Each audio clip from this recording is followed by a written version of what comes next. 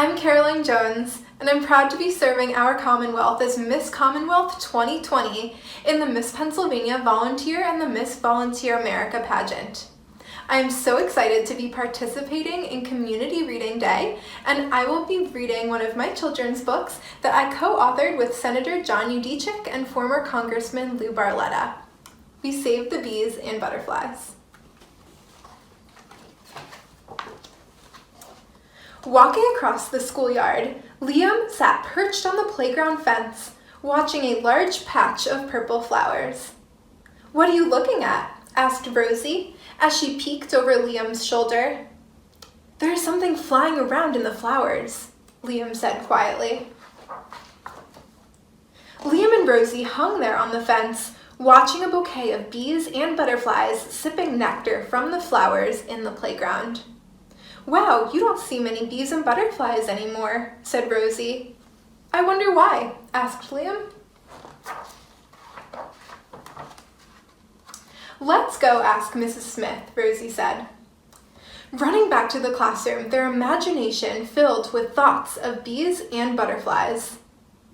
Mrs. Smith, Rosie and Liam's Shine After School teacher, noticed their enthusiasm and asked, "What has the two of you so excited?"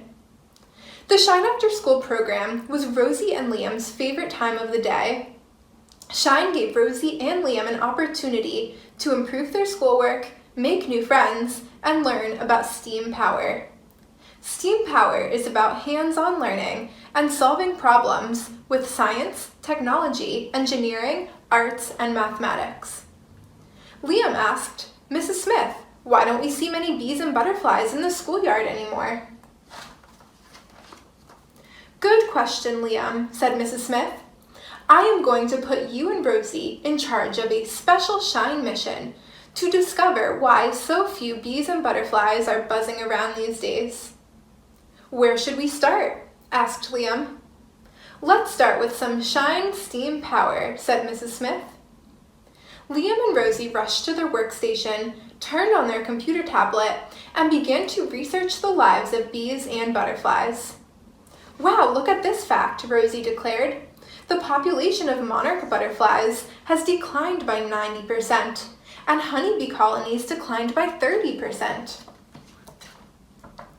I found an article that explains how the loss of pollinators, like bees and butterflies, impacts our own environment," Liam added.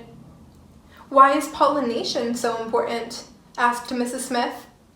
"Pollination helps plants produce fruit and seeds, and it helps produce new plants and flowers," said Liam. "Bees and butterflies are like nature's little farmers, helping plants and flowers grow to keep us all healthy and safe," said Rosie. "How do bees communicate with one another to know which flowers to pollinate?" asked Mrs. Smith. Pulling up a video, Rosie began to laugh. "The honeybees communicate with each other by dancing." Rosie and Liam started to dance around and perform the dance of the honeybees, like they were two bees talking to one another. "Good work, Rosie and Liam," said Mrs. Smith. "Now, let's try to discover why so many bees and butterflies are disappearing in our neighborhoods." Liam and Rosie found a science journal in the library, which had a graph illustrating an alarming point. Bee and butterfly populations were shrinking because they were losing their natural habitats. "The bees and butterflies are losing their homes," said Liam with great concern. "We have to save the bees and butterflies. There must be a way," said Rosie with determination in her voice. "Mrs. Smith, we want to save the bees and butterflies," shouted Liam and Rosie. "Then let's get to work on a plan," said Mrs. Smith. "We have to create more habitats for bees and butterflies," said Rosie. "All the Shine students can help us," said Liam. All the Shine students gathered around Liam and Rosie to hear about their plan to build a bee and butterfly garden next to the school. Mrs. Smith suggested the Shine students invite a botanist to help them construct the bee and butterfly habitat. "A botanist is a scientist who studies plants," Mrs. Smith told the students. A professor from nearby Wilkes University, Dr. Lisa Honeychurch, offered her help to Rosie and Liam.